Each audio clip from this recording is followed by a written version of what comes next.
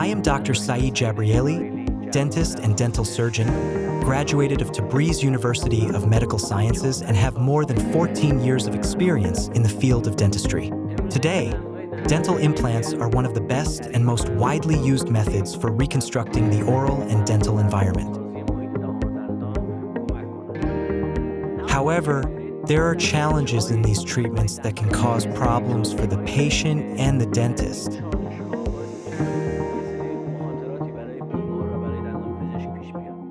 Including abutment screw loosening, fracture of the screw or fracture of fixture body,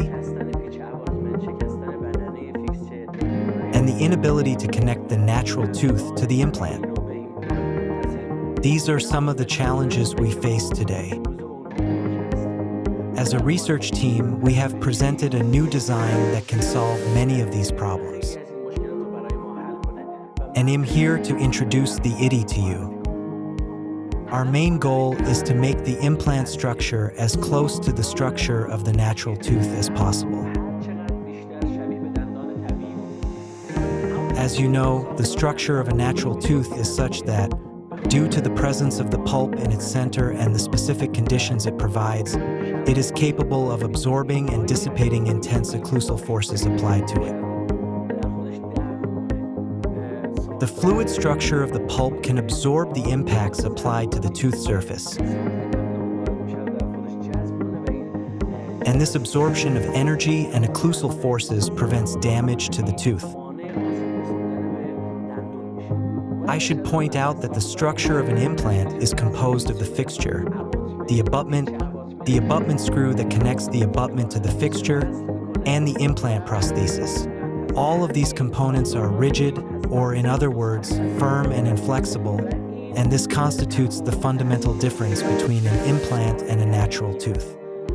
If we want to bring these structures closer to each other, we need to introduce a flexible, shock-absorbing layer into the implant system so that it can play the same role as the pulp does in a natural tooth.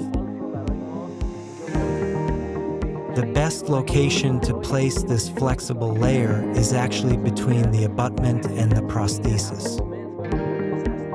Just as the pulp is positioned in the natural tooth, here as well a flexible layer can be inserted between the prosthesis and the abutment to perform the very same role. Our idea is to design an abutment surrounded by a flexible layer at the region where it connects to the prosthesis, so that it can replicate on the implant the very role that the pulp plays in a natural tooth. Almost all of the complications that occur after receiving an implant prosthesis are the result of the forces applied to the implant. By reducing or dissipating these occlusal forces, such complications can be completely resolved.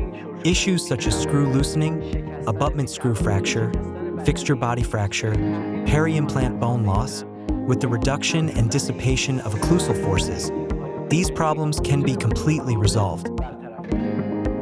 Another advantage of this design is that, under normal conditions, we are unable to connect a natural tooth to an implant because of the difference in their mobility.